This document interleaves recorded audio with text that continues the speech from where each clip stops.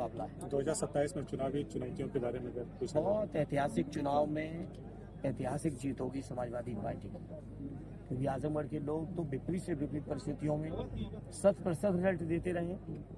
अगले चुनाव तो बहुत अलग तरह का होने जा रहा है। एक तरफा लहर होगी पीडीए की, माननीय अखिलेश जी के नेतृत्व। सर, जिस तरह से बीजेपी की साजिश चल रही है, साजिश के बाद आजमगढ़ में क्या स्थिति रहेगी?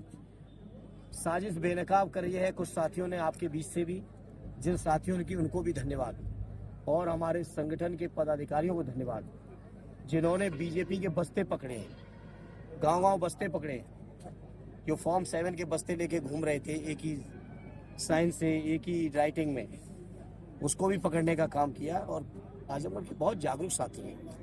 सर, फॉर्म 7 पकड़ने के बाद कोई कार्रवाई फिर या फिर उसका निराकरण हो गया पूरा?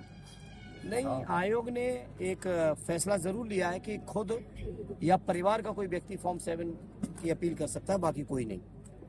ये जो थोक वाला चल रहा था उस पर आयोग ने रोक जरूर लगाई है, लेकिन ये बीजेपी के लोग षड्यंत्रकारी हैं, इसलिए अपने साथियों को जगाने के लिए और जागते रहने के लिए सब हम लोगों ने कार्यक्रम किया। सर, इंडी पार्टी के एक बड़े विधायक जेल में हैं, उनके ऊपर कोई बात नहीं हो रही है। आदरणीय रमाकांत जी की बात कर रहे हैं आप? जी। निश्चित तौर पे चाहे आदरणीय रमाकांत जी हो, चाहे आदरणीय आजम साहब हो, चाहे हमारे इरफान सोलंकी साहब रहे हो, हमारे नायद हसन हो, दीपक यादव जी हो, रामेश्वर जी हो, और समाजवादी पार्टी के लगातार लोगों के खिलाफ षड्यंत्र करने का ये बीजेपी के लोग काम करते रहे। लेकिन अब तो हम लोगों ने सब संघर्ष झेल लिए, 9 साल से ज्यादा हो चुके हैं। अब तो संघर्ष खत्म होने के दिन आ रहे हैं।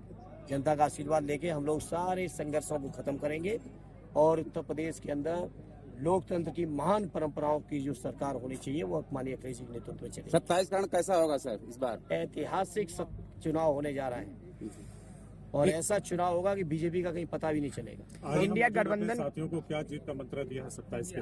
निश्चित तौर पे सबसे पहली जिम्मेदारी SIR है, क्योंकि अब बीजेपी के लोग जनता में रीति नीति कार्यक्रमों से चुनाव नहीं जीत सकते।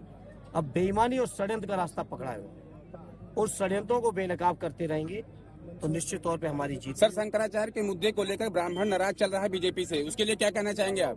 देखिए, स्वामी अग्निमुक्तेश्वरानंद जी जो ज्योति मठ के शंकराचार्य हैं, पूज्य शंकराचार्य हैं, उनका अपमान अक्षम्य है और मुझे उम्मीद है कि उनके श्राप से भी बहुत कुछ होने जा रहा है।